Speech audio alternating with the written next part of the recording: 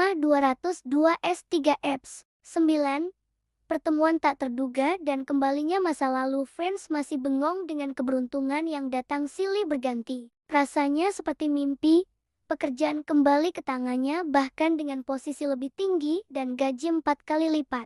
Dalam hati ia bertanya, apakah semua ini benar-benar kebetulan? Atau ucapan Kayla semalam bukan hanya sekadar kata-kata? Senyum misterius Kayla kembali terngiang, kamu akan jadi suamiku, dan aku akan turuti semua keinginanmu. Di sebuah kafe, Friends kembali dihadapkan dengan masa lalunya. Seorang wanita cantik tanpa sengaja bersenggolan dengannya.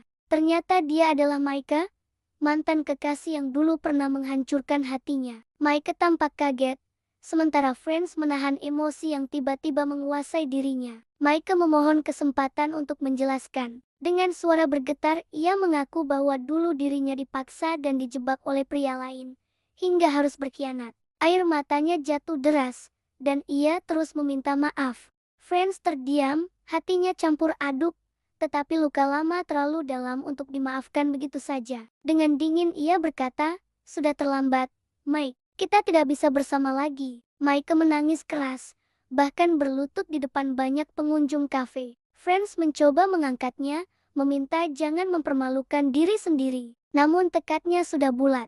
Ia meninggalkan Maika yang masih menangis memanggil namanya. Di parkiran, Friends kembali terkejut.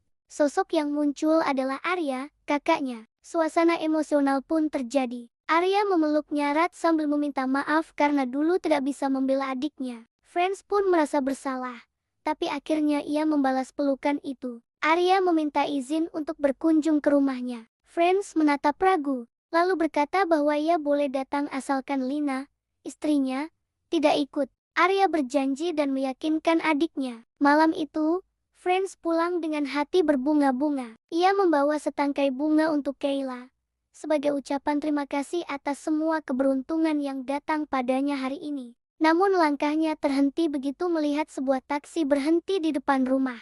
Seorang wanita turun dengan percaya diri, memakai dress cantik dan kacamata hitam. Friends tercekat. Lina, bagaimana ia bisa tahu alamat rumah ini? Friends masih berdiri di depan pintu ketika Lina mendekat dengan senyum licik. Segitu marahnya kamu padaku. Sayang, apa tidak mempersilahkan aku masuk dulu? Friends mencoba menahan emosi, tetapi ia sadar kalau membiarkan orang melihatnya bertengkar dengan Lina di luar rumah hanya akan jadi bahan pembicaraan. Dengan berat hati, ia melangkah mundur, membiarkan Lina masuk ke ruang tamu. Lina duduk manis sambil tersenyum penuh kemenangan. Friends menatapnya dingin. Jadi, mau apa kamu kesini? Lina mendekatinya dengan gaya menggoda. Kamu lupa, siapa yang memulai semuanya dulu? Kamu yang membuat aku ketagihan. Friends gelisah, apalagi ia tahu Kayla sudah ada di rumah.